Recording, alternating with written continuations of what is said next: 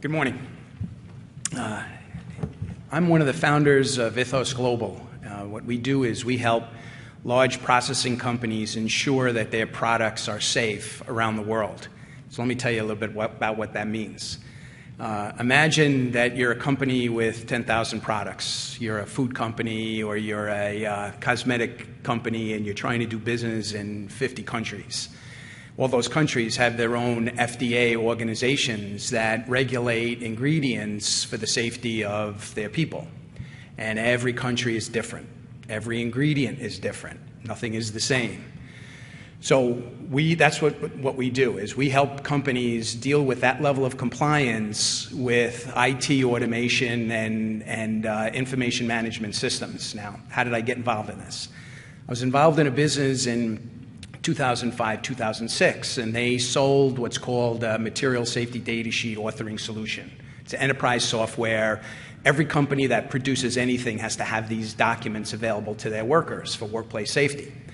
And what I became to realize in 05, 06 was that everybody dealt with compliance in a technical way, in a tactical way. So when they found that they weren't in compliance, they'd say, okay, well, we got to make the change. So I was fortunate enough to be involved with a group of people that started to come up with the idea that maybe if people dealt with compliance in a strategic way, be able to get a view before they actually made a product, that it could really have large commercialization impact.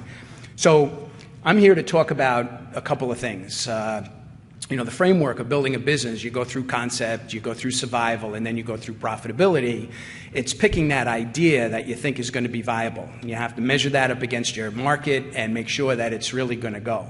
But once you decide and you cross that boundary, there can be no plan B. Once you've decided that you're going to start a company and you're going to risk everything that you have and put everything in it, because everybody wants to make sure that you're fully committed. Your investors want to make sure you're 100% in.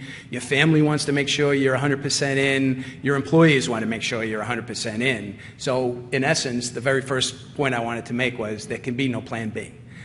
Second is, you really need to make sure you got the right people on the bus. When I founded the company, I worked with a technical guy. I was a business development person. I think I was responsible for like $10 million worth of sales in this particular area before I started the company. And the technical guy said to me, oh, we have to start a company. You could really do this. And I said, no, I really don't want to do this.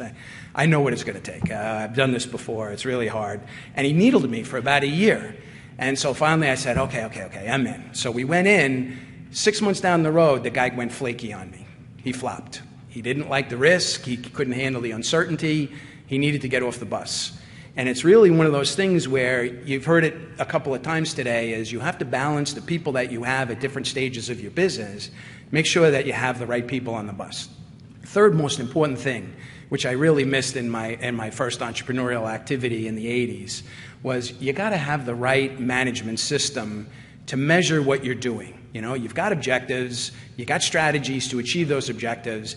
If you fail to have the right measurement systems in place to see, are those strategies working? Does the market really want to buy what I have? How am I, measuring this? How do I tell my people that they need to be on the same plan? You have to have a management system that really allows that feedback to let you do that. So I think that, I still have another minute left, so I'm going to talk for another couple more minutes. The whole idea of pivoting is really critical. I mean, I think in the 5 years I've been doing this, I've probably pivoted 3 or 4 times, because as you're in survival mode and you're trying to become profitable, you wind up going through that phase 2 or 3 times. You touch it, you say, oh, this is really nice, and then you fall back into survival mode and you're like, oh, this really stinks. And then you try to push forward ahead. And it's not linear. It really goes in and out, and it's very fluctuating. The management system really helps you ensure that you're going to not go back into that survival mode. And I think that's probably the most important thing. Thank you very much.